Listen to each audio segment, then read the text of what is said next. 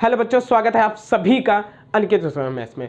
बच्चों हम लोग यूपी लेखपाल की तैयारी कर रहे थे। यूपी लेखपाल में हम लोग ने स्टैटिक्स को बहुत बेहतरीन ढंग से पढ़ा था। अगर आपने स्टैटिक्स ना देखा हो तो आप 3 वीडियो स्टैटिक्स के कंप्लीट पढ़ें, आप उनको जरूर देखे जाके। अगर आपने यूपी लेखपाल का कट ऑफ नहीं देखा तो मैंने यूपी लेखपाल का कट ऑफ विद प्रूफ बताया है आपको, आप देखो जा करके। और अगर एसएससी जीडी का कट ऑफ जानना चाहते हो तो चैनल को जरूर सब्सक्राइब कर लो। बहुत जल्दी एसएससी जीडी का विद प्रूफ मैं आने वाला हूं कि वीडियो की कट ऑफ कितना जाएगा। ठीक है, तो आज हम लोग टॉपिक की बात करेंगे। तो टॉपिक का नाम है हम लोग का एक और मोस्ट इंपॉर्टेंट टॉपिक जो लेखपाल में धुआं कर देगा बिल्कुल, और वो टॉपिक का नाम है क्वाड्रेटिक इक्वेशन, द्विघात समीकरण। देखिए बच्चा, क्वाड्रेटिक इक्वेशन, द्विघात समीकरण बहुत बेहतरीन ढंग से पढ़ेंगे, बिल्कुल अच्छे तरीके से देखिएगा। एक एक चीज को बिल्कुल बेहतरीन तरह से समझेंगे। तो आप लोग हेडिंग लगा लो द्विघात समीकरण। नोट्स जरूर बनाना, चीजों को जरूर ध्यान से देखना, ठीक है। 10 जगह कंपेयर कर लेना तब पढ़ना। देखिए द्विघात समीकरण, द्विघात समीकरण का मतलब क्या होता है? जहां द्विघात, जहां x की पावर जो हो वो 2 हो, उसे हम लोग द्विघात समीकरण बोलेंगे। ऐसी इक्वेशन, ऐसी समीकरण जिसमें x की पावर 2 हो। पहली बात तो समीकरण समझो कि समीकरण क्या होता है। समीकरण वो होता है जिसमें बराबर 0 होता है, ठीक है, और द्विघात x की पावर 2 हो, ठीक है। तो ऐसा समीकरण जिसमें x की पावर 2 हो उसे हम लोग द्विघात समीकरण बोलते हैं। जैसे लिखा x square plus 5x plus 6 बराबर 0, ये एक द्विघात समीकरण है, बिल्कुल है।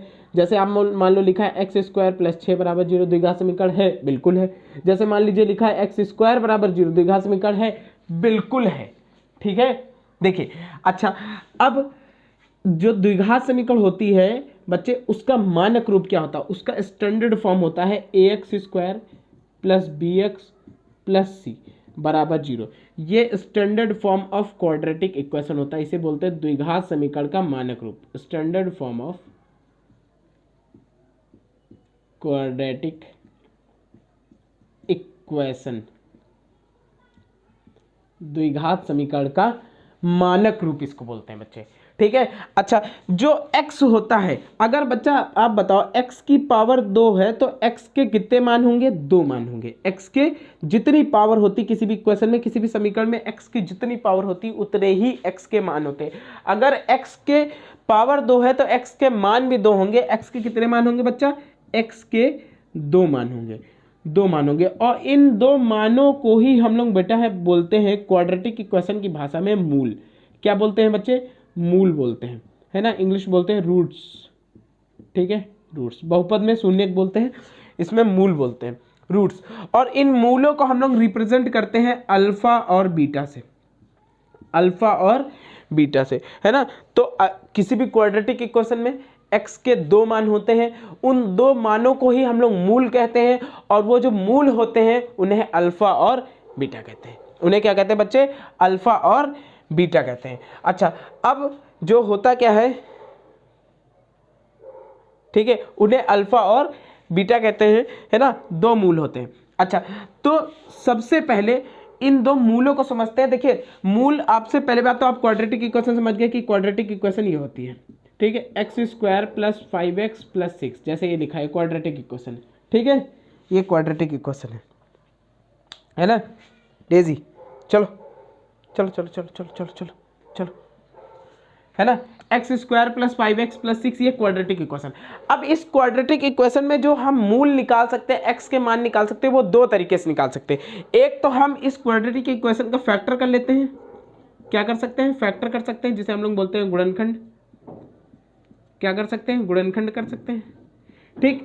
दूसरा क्या कर सकते हैं? इसके गुणनखंड कर सकते हैं। दूसरा क्या कर सकते हैं? दूसरा हम इसमें एक तरीका होता है, जैसे फैक्टर नहीं हो रहे हैं आपके, ठीक है, फैक्टर नहीं हो रहे तो एक तरीका होता है जिसे हम लोग बोलते हैं सीधराचार विधि,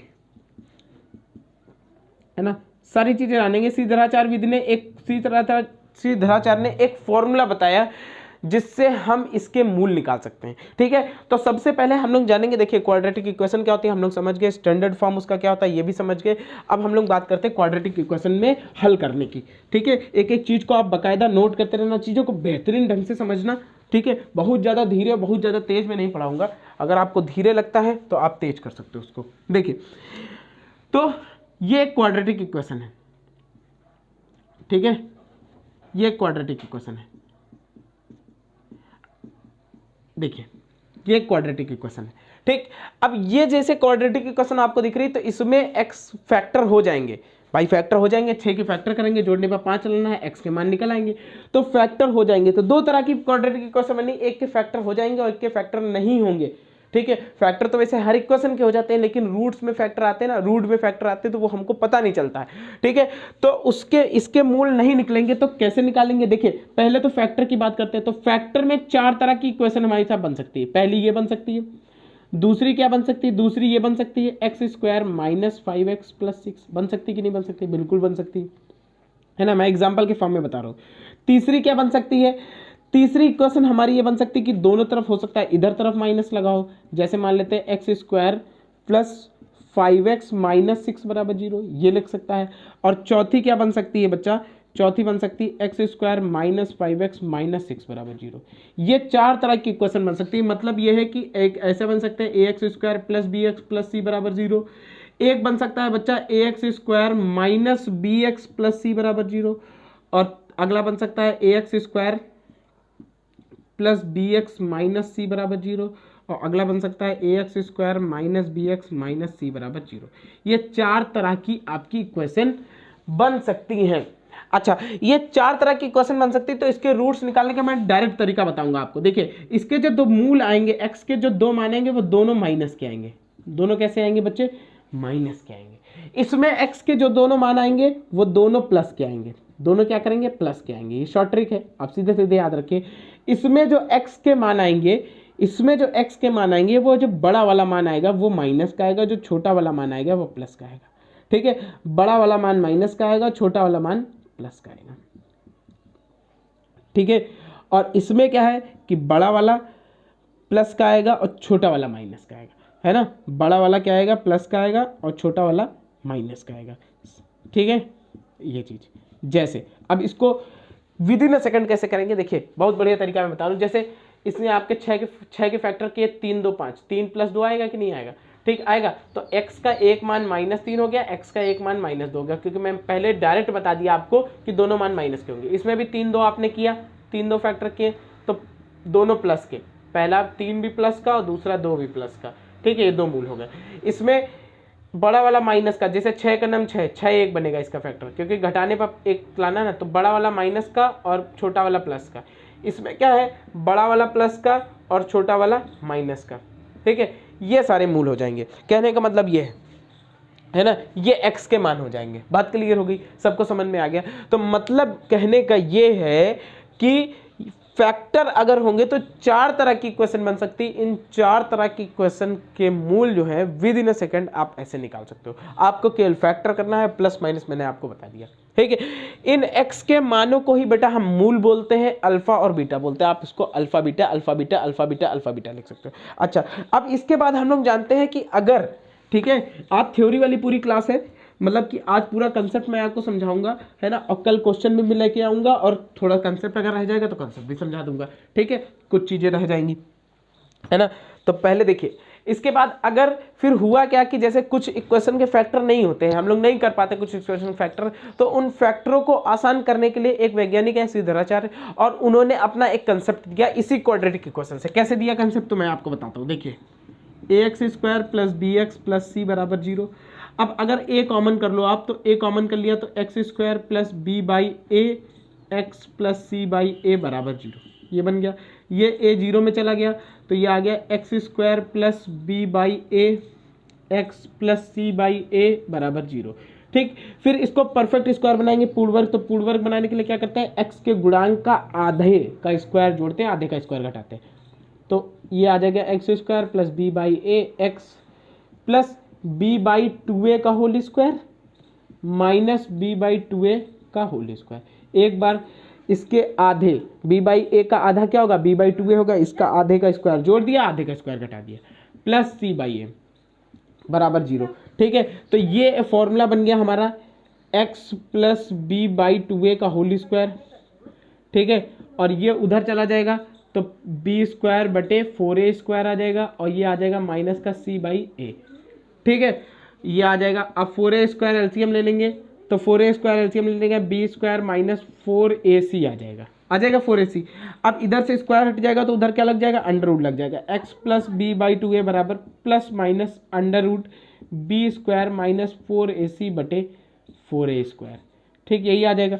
अब ये उधर जाएगा माइनस का हो जाएगा तो ये आ जाएगा माइनस का b by 2a plus minus under root b square minus 4ac, और नीचे से अंडर रूट हट जाएगा तो ये कितना बचेगा, 2a बच जाएगा। एलसीएम सेम है, दोनों का एलसीएम ले लेंगे तो ये आ जाएगा x बराबर minus b plus minus under root b square minus 4ac by 2a। और ये श्रीधराचार्य ने फॉर्मूला बताया डायरेक्ट उन्होंने। ठीक है, आपको इतना सब कुछ नहीं पढ़ना, आपको ये पढ़ना है मैंने बताया कि फॉर्मूला आता कहाँ से।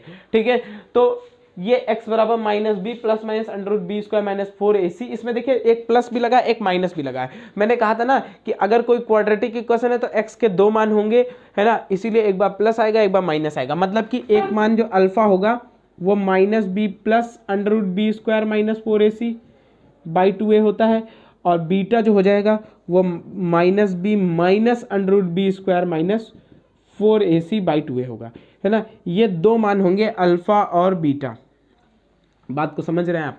ठीक है, ये दो मान होंगे। ठीक है, तो यदि किसी भी इक्वेशन के फैक्टर नहीं होंगे तो उसको हम इस तरह से कर लेंगे। जैसे मान लेते हैं, एक एग्जांपल ले लेते हैं। एग्जांपल ले लिया कि एक्स स्क्वायर, है ना, plus 3x plus 10, x square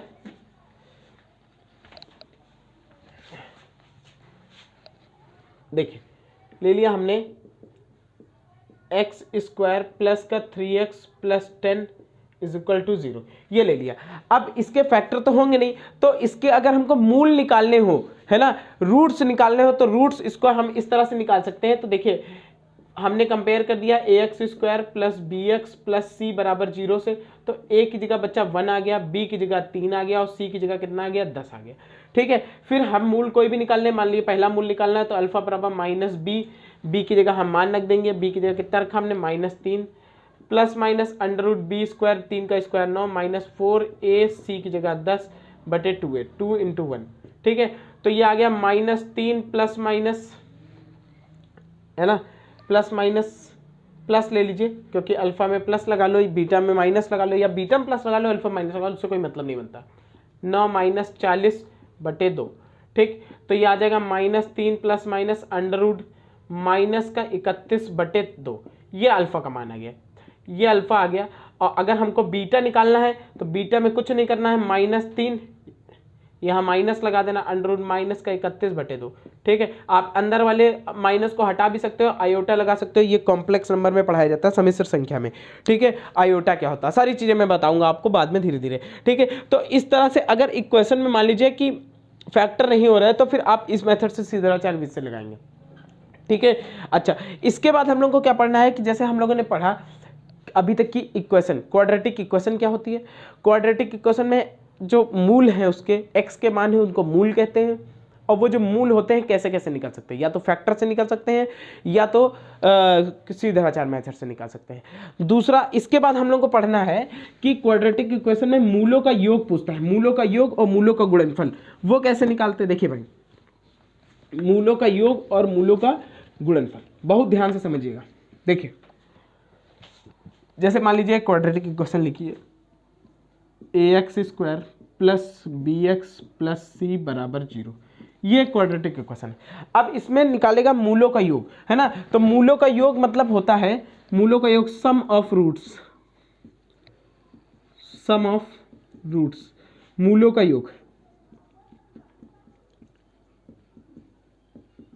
मूलों का योग बोले तो मूल क्या होता है, अल्फा और बीटा, मूलों का योग होता है माइनस का बी अपॉन ए, है ना, माइनस का बी अपॉन ए। ये कैसे निकला, तो आप देखिए अभी श्रीधराचार्य वाला फॉर्मूला पढ़ा था ना, एक्स बराबर सॉरी अल्फा लिख लेता हूँ, अल्फा बराबर minus b plus under root b square minus 4ac by 2a, ये पढ़ा था। और बीटा क्या पढ़ा था, minus b minus under root b square minus 4ac by 2a, ये पढ़ा था।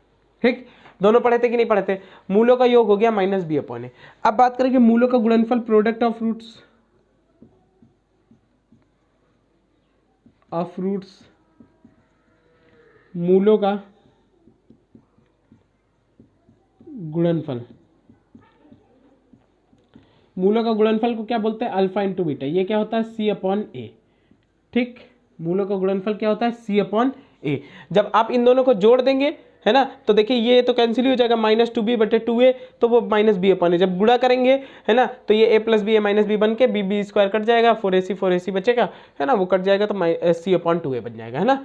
ठीक है, तो ये मूलों का योग और मूलों का गुणनफल होता है। ठीक है, अच्छा, मूलों का योग मूलों गुणनफल जैसे किसी बहुत काम आता है। जैसे मान लेते हैं कि कोई क्वाड्रेटिक इक्वेशन दे दिया जाए x² + 5x + 6। अब आपसे पूछे मूलों का योग बताओ, मूलों गुणनफल बताओ, तो खट से मूलों का योग बताए -b, b की जगह कितना है -5 अपॉन a की जगह कितना है, कुछ नहीं तो 1।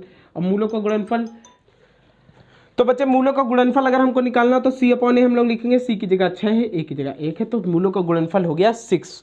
ठीक है, और मूलों का योग हो गया -5, है ना। अच्छा, अब इसके बाद हम लोग क्या पढ़ना है, मूलों का योग मूलों का गुणनफल हो गया। उसके बाद कभी कभी क्या होता है कि इक्वेशन देता ही नहीं है। जैसे अभी तक की क्या होता था, इक्वेशन दिया था, ठीक है, फिर हम लोग ने मूल पहचाना, मूलों को गुणनखंड के मेथड से, मूलों को सीधाचार मेथड से लगाया।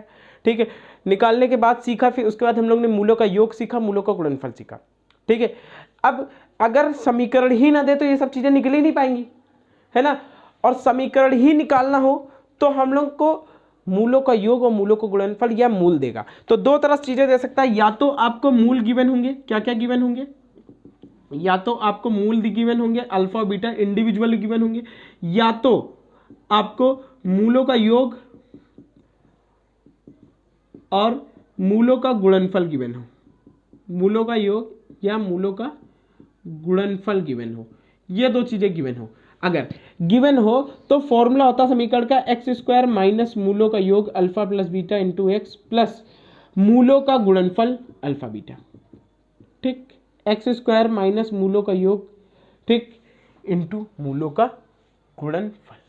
ठीक है, ये फॉर्मूला होता है जब मूल दिए हों, है ना, मूल दिए हो तो हम लोग इक्वेशन ऐसे निकाल सकते हैं। ठीक है, x² माइनस मूलों का योग प्लस x इंटू मूलों का गुणनफल। जैसे एग्जांपल समझते हैं, जैसे कहे कि एक द्विघात समीकरण बताइए, एक द्विघात समीकरण बताइए जिसमें मूलों का योग मतलब अल्फा प्लस बीटा है वो 5 है और मूलों का गुणनफल है वो 10 है ना। तो समीकरण बताइए, तो सीधा सीधा निकालोगे, x² माइनस मूलों का योग 5 दिया गया, x प्लस मूलों का गुणनफल, ये फॉर्मूला हो गया। ठीक है, अगर इसी में ऐसे भी कह सकता है कि एक समीकरण है जिसके मूल जो है अल्फा जो है, जिसके मूल जो है वो 5 और 4 है, एक मूल 5 है एक मूल 4 है, तो समीकरण बताइए। तो x² माइनस मूलों का योग 5 प्लस 4 x प्लस मूलों का गुणनफल 5 इंटू 4 बराबर 100। तो x² माइनस 9x प्लस 20 बराबर 0, ये आ जाएगा तुम्हारा। ठीक है, ये आ जाएगा। अच्छा, तो ये दोनों चीजें आ गई। ठीक है, अच्छा, कभी कभी क्या है कि बच्चों एक ही मूल देता है। इन चीजों को हम लोग अभी आगे डिटेल में भी समझेंगे कि अगर किसी भी क्वाड्रेटिक इक्वेशन का एक मूल दिया गया, ये चीज बहुत ध्यान से समझिएगा, मैं जो भी जानकारी देता हूँ सारी कंप्लीट जानकारी देता हूँ, इसलिए बहुत ध्यान से समझिएगा। एक मूल अगर a प्लस बी के फॉर्म में है तो दूसरा मूल a माइनस बी के फॉर्म में होगा। ठीक है, क्यों होगा, आपने भी क्वाड्रेट जब वो सीधाचार मेथड पढ़ा तो आपने उसमें क्या पढ़ा, सीधाचार में -b प्लस माइनस पढ़ा, √b² माइनस 4ac/2a, है ना। मतलब एक प्लस के फॉर्म में होता है तो दूसरा किसके फॉर्म में होता है, माइनस के फॉर्म में, बाकी सब कुछ तो सेम ही रहता है। मतलब मेरा कहने का ये है कि यहाँ पे जैसे ये अल्फा है तो बीटा आप क्या कहोगे, बीटा कहोगे -b minus √b² minus 4ac/2a। मतलब एक में प्लस रहेगा एक में माइनस रहेगा, बाकी तो सेम ही रहेगा। तो वही चीज मैं भी बता रहा हूं कि एक मूल अगर a प्लस बी के फॉर्म में तो दूसरा a माइनस बी के फॉर्म में होगा।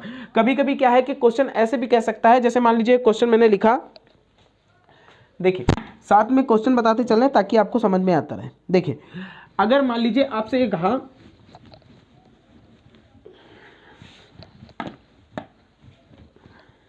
देखिए आपसे ये कहा कि किसी क्वाड्रेटिक इक्वेशन का एक मूल 1 प्लस √3 है ना, तो समीकरण बताओ। तो एक मूल 1 प्लस √3, अब आपका दिमाग घूम गया है ना, तो घुमा नहीं दिमाग, दूसरा मूल 1 माइनस √3 होगा। ठीक, अब बस समीकरण निकाल लो। समीकरण कैसे निकलेगी, x² माइनस मूलों का योग, मतलब दोनों का योग कर दिया हमने, ठीक, x प्लस मूलों का गुणनफल 1 प्लस √3 इंटू 1 माइनस √3, ये आ गया। ठीक है ना। तो ये कैंसिल हो गया, एक्स स्क्वायर माइनस 2x आ गया, ये आ गया 1 का स्क्वायर 1, 3 का स्क्वायर 3 बराबर 0। तो x square minus 2x minus 2 बराबर 0, ये समीकरण हो जाएगी। बात समझ रहे ना। तो ऐसे समीकरण भी बन सकती है जिसमें मूल एक ही दिया हो, ठीक है। तो अगर एक a प्लस बी के फॉर्म में होगा तो दूसरा a माइनस बी के फॉर्म में होगा, इतना आपको समझ के समझना है, ठीक है ना। ये अभी थ्योरी नहीं कंप्लीट हुई है ना। इसके बाद क्या है कि मूलों की प्रकृति के बारे में हम लोग समझेंगे, नेचर ऑफ रूट्स के बारे में, नेचर ऑफ रूट्स, ठीक, मूलों की प्रकृति। तो नेचर ऑफ रूट्स में क्या होता है कि दो चीजें होती हैं, या तो मूल जो है वास्तविक होंगे जिसे हम लोग बोलते हैं रियल, और या तो काल्पनिक होंगे, इमेजिनरी, काल्पनिक, इमेजिनरी, ठीक। अब वास्तविक भी दो प्रकार से हो सकते हैं, वास्तविक समान हो सकते हैं और वास्तविक असमान हो सकते हैं। वास्तविक समान हो सकते हैं, वास्तविक असमान, इक्वल अनइक्वल, ठीक है। वास्तविक मतलब real and equal, real and unequal, ये भी हो सकते हैं, ठीक। वास्तविक समान और वास्तविक असमान हो सकते हैं। अब वास्तविक समान कब हो सकते हैं, वास्तविक असमान कब हो सकते हैं। तो एक चीज होती है बेटा, एक बी स्क्वायर माइनस 4ac जो होता है सीधराचार में, उसको हम लोग डिस्क्रिमिनेंट बोलते हैं, डिस्क्रिमिनेंट डी, इसे हिंदी में बोलते हैं, इंग्लिश बोलते हैं डिस्क्रिमिनेंट, हिंदी में बोलते हैं विविक्त कर। आपके लिए नया होगा, लेकिन जो बच्चे पढ़ चुके हैं उनके लिए बहुत आसान टॉपिक है।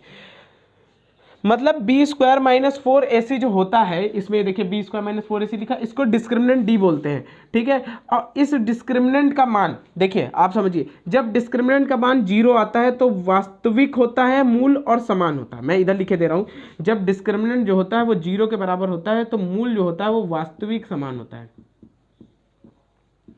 वास्तविक समान, रियल एंड इक्वल। इससे बहुत क्वेश्चन बनते हैं, है ना। ये कल मैं आपको अगली क्लास में डिटेल में बताऊंगा, है ना। दूसरा, अगर डी का मान 0 से ज़्यादा है, 0 से ज़्यादा है बोले तो प्लस का है, ठीक है, प्लस का 1 2 3 4, तो उसे बोलेंगे वास्तविक और असमान, ठीक है, असमान, रियल एंड अनइक्वल। और तीसरा बेटा, अगर डी का मान 0 से कम है मतलब माइनस में आए तो उसे बोलते हैं हम लोग काल्पनिक, जिसे बोलते हैं इमेजिनरी, ठीक। तो इतनी जानकारी मैंने दी आपको, बहुत सारी जानकारी दे दी है, लगभग आधे से ज़्यादा टॉपिक निपट गया है ना। इसके बाद हम लोग इसके क्वेश्चनों को समझेंगे, क्वेश्चनों को जानेंगे कैसे कैसे क्वेश्चन बनते हैं, ठीक है। क्वेश्चनों को करने के बाद जो है हम लोग जो है और चीज़ों के कंसेप्ट को जानेंगे, फिर और क्वेश्चन करेंगे, ठीक है। आपको वीडियो कैसा लगा, आप वीडियो जरूर बताइएगा। चैनल को लाइक और सब्सक्राइब ना किया हो तो जरूर सब्सक्राइब करके हमारा सहयोग बढ़ाइए, ठीक है। हम लोग अगले वीडियो में मिलते हैं, तब तक के लिए जय हिंद, जय भारत।